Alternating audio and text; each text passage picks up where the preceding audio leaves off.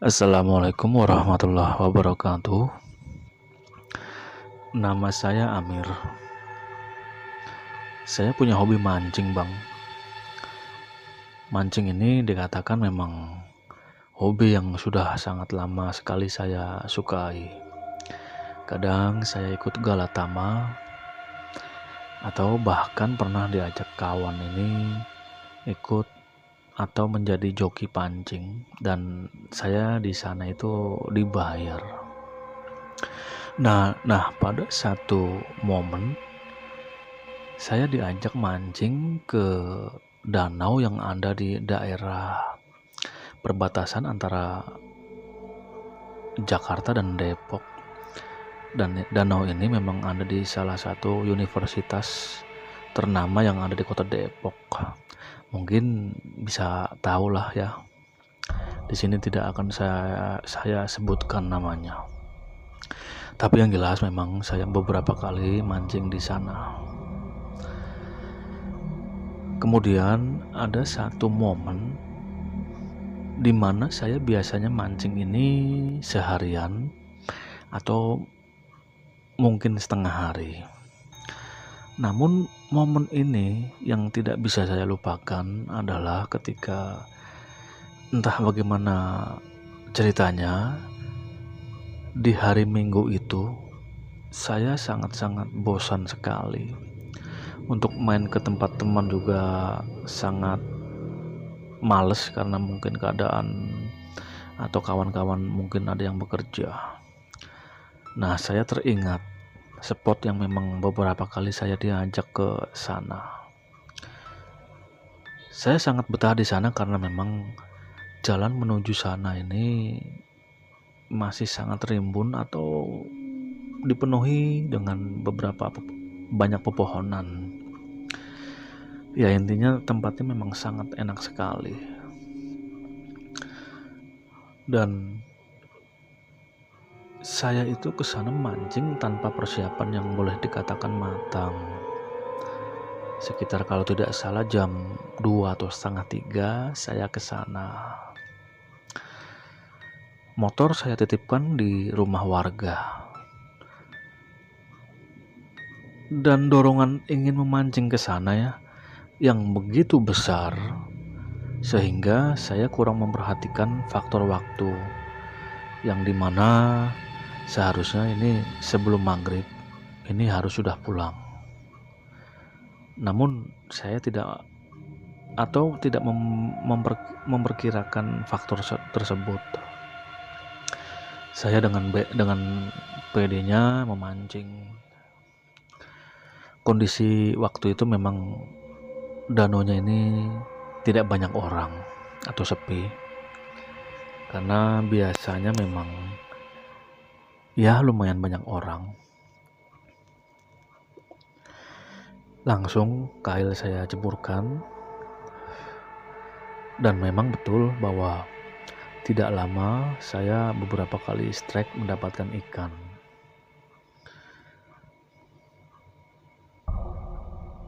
Nah, kemudian ini kalau tidak salah saya hitung tuh hampir dapat 30 ekor ya untuk ukuran ikan sedang. Saya sangat bergembira sekali di sana. Namun yang saya rasa aneh ini suasana memang begitu sangat lengang. Ya, betapa tidak, karena memang hampir semua sisi-sisi danau ini dikelilingi oleh pepohonan yang sangat rindang ya. Dan pada waktu itu memang kondisi sepi. Ya, walaupun mungkin saya sendiri di spot sebelah sini, namun saya lihat di kejauhan ada beberapa orang yang mancing. Satu persatu ini mereka sudah meninggalkan danau ini. Namun ada sensasi yang saya rasakan seperti tidak ingin pulang. Saya begitu betahnya di spot ini. Seperti ada ketenangan atau kedamaian. Bahkan saya tidak memikirkan bahwa sebentar lagi waktu ini sudah mau maghrib karena memang sudah mulai gelap. Dan edannya lagi, saya cuek saja dengan suasana yang sangat-sangat sepi dan sedikit lagi gelap. Saya terus saja menceburkan kail. Dan pada satu titik, danau ini sudah sangat gelap sekali sehingga mancing pun sudah sangat tidak istilahnya, karena memang kondisi yang sangat gelap, mancing tidak kelihatan karena memang saya tidak menggunakan penerangan, karena saya tidak berpikir sampai sore hari. Mungkin kira-kira pada waktu itu jam sudah menunjukkan 6:30 malam. Jadi saya langsung membereskan peralatan pancing dan segala tetek bengeknya.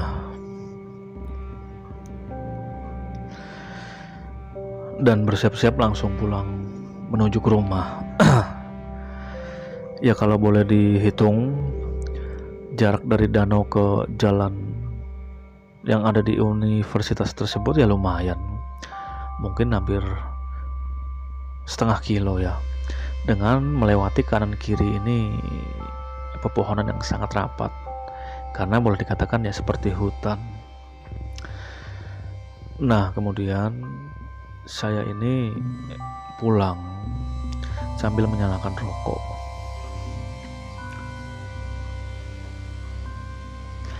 Dan dengan menggunakan senter AA yang ada di handphone, saya mencoba menerangi jalan yang saya lalui. Namun jujur, yang tadinya hawa menakutkan ini tidak ada. Namun perlahan-lahan ini bulu kuduk saya yang meremang dengan sangat keras, dan muka pun seperti tebal. Mendadak ada rasa takut karena betul-betul gelap kondisinya pada waktu itu. Apalagi banyak suara binatang-binatang malam yang mulai bersuara ya.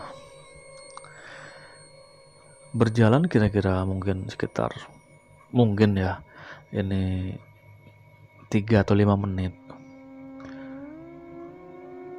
Jalanan seperti jalanan yang asing yang saya lewati.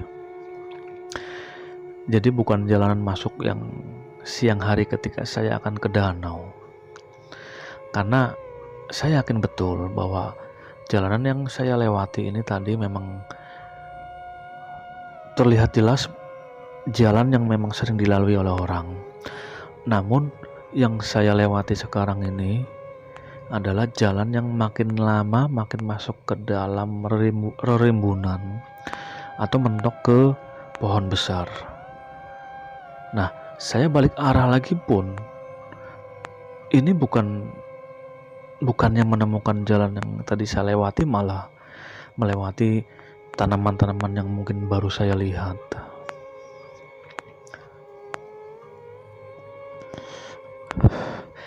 Saya sebetulnya panik, namun saya berusaha tetap tenang. Dengan lampu senter HP yang boleh dikatakan apa adanya, saya mencoba mencari jalan keluar. Kurang lebih hampir 1 jam mungkin kalau menurut perhitungan saya makin tidak terkendali arahnya, makin bingung. Dan ketika saya mau menelpon kawan, kebetulan baterai yang ada di handphone ini mulai drop karena sudah lama saya gunakan untuk penerangan mencari jalan. Saya jujur sangat ketakutan sekali di fase ini, karena memang bisa dibayangkan di dalam hutan tanpa penerangan sama sekali, hanya mengandalkan mata yang sangat terbatas pandangannya. Saya berdoa di dalam hati, ya Allah, semoga ini saya bisa cepat-cepat keluar dari sini. Jangan sampai kemalaman atau bahkan menginap di sini. Itu ketakutan yang memang ada di dalam pikiran saya. Nah, kemudian saya mencoba melanjutkan jalan. Pelan-pelan saya ingat-ingat lagi, dan saya agak sedikit bingung karena saya mendadak melihat jalan ini bercabang dua.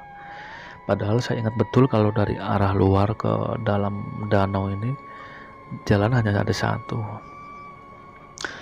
Nah, di dalam keadaan genting seperti ini, entah bagaimana ceritanya, saya melihat ada seorang nenek-nenek yang kalau dari pakaian ini seperti menggendong kayu bakar yang ada di punggungnya.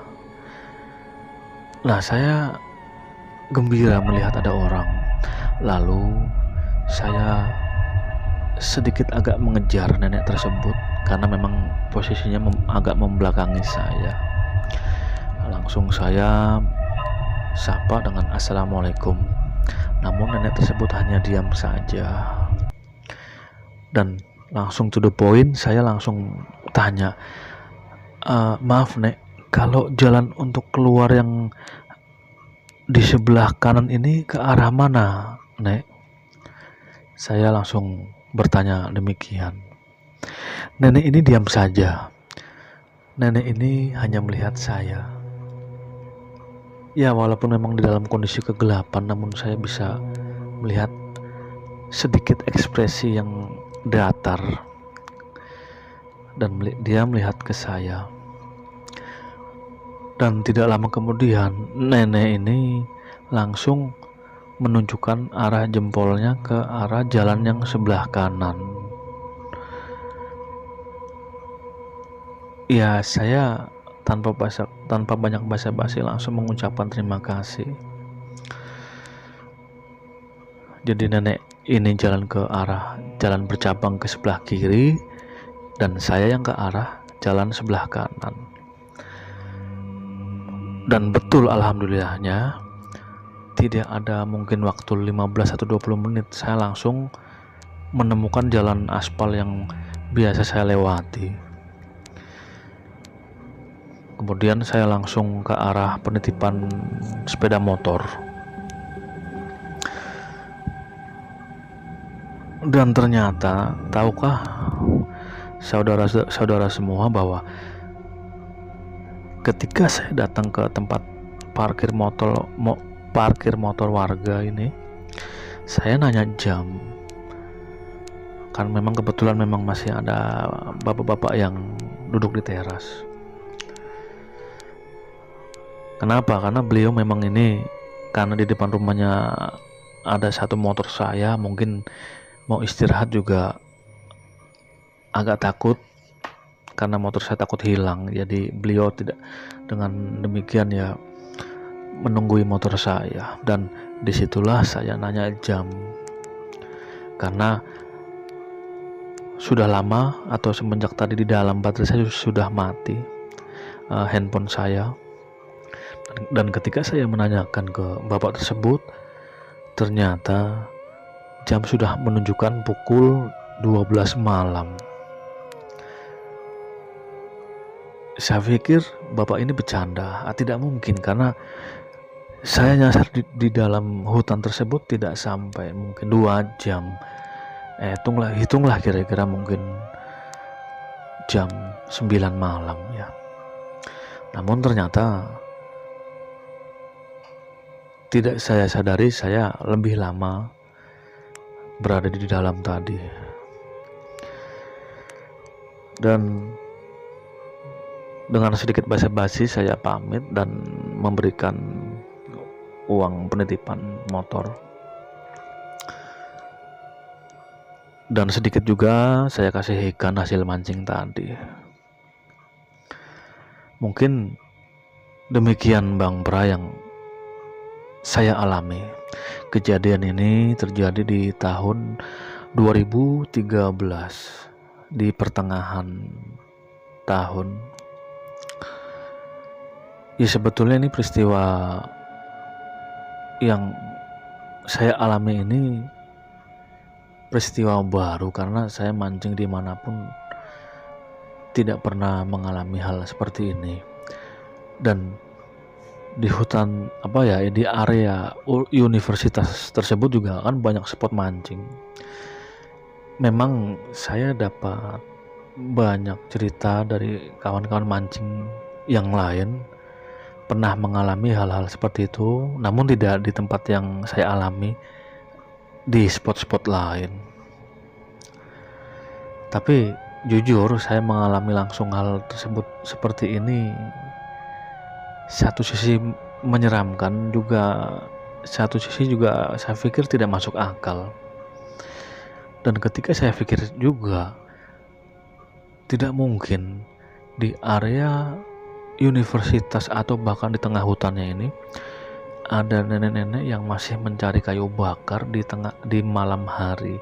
Ini baru saya sadari ketika saya sudah sampai ke rumah. Dan besokannya pun saya pun demam karena kelelahan atau faktor lain saya tidak tahu.